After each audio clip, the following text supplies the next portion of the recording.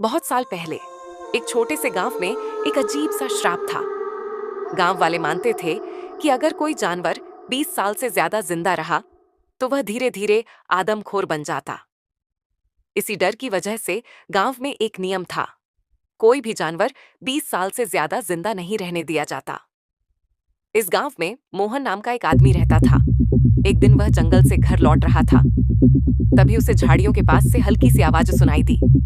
मे मे मोहन रुका। उसने धीरे धीरे झाड़ियों की ओर कदम बढ़ाए। वहां उसे एक छोटा बकरी का बच्चा दिखाई दिया, बिल्कुल अकेला। मोहन को उस पर दया आ गई।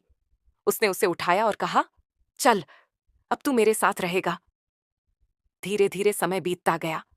मोहन उस बकरी की बहुत देखभाल करता था। उसे हर दिन घास खिलाता, आंगन में रखता।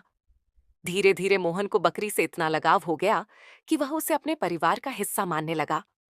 साल गुजर गए। मोहन की शादी हुई और फिर उसके घर अशोक नाम का बेटा हुआ। अशोक बचपन से ही बकरी के साथ खेलता, उसे बहुत पसंद करता। लेकिन समय बीतते बीतते गांव वालों को याद आया कि मोहन की बकरी अब 20 साल की होने वाली है। गांव वाले डर गए और मोहन के पास आए। मोहन, तुम्हारी बकरी अब 20 साल की होने वाली है। तुम जानते हो, अगर यह ज्यादा जिंदा रही तो यह शैतान बन जाएगी। इसे अब भी मार दो, वरना पूरे गांव के लिए खतरा बन जाएगी।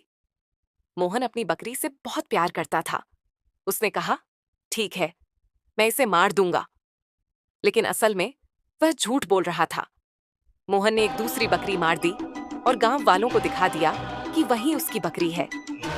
असल बकरी उसने छुपा ली। कुछ दिन तक सब कुछ सामान्य रहा, लेकिन एक रात अधीर अशोक बाथरूम जाने के लिए उठा। जैसे ही वह आंगन की तरफ गया, उसे एक अजीब आवाज सुनाई दी। उसने छुप कर देखा और उसका दिल जोर जोर से धड़कने लगा। वह वही बकरी थी, लेकिन अब वह 2 पैरों पर चल रही थी। बकरी ने मुर्गियों को अपने हाथों से पकड़ा और खा लिया।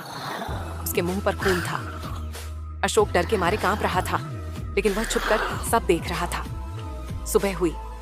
जब अशोक बाहर आया तो सब कुछ बिल्कुल सामान्य था। बकरी आंगन में खड़ी थी, आराम से घास खा रही थी, जैसे रात में कुछ हुआ ही ना हो। अशोक के मन में सिर्फ एक सवाल था, क्या उसने रात में जो देखा वह सच था या सिर्फ एक सपना।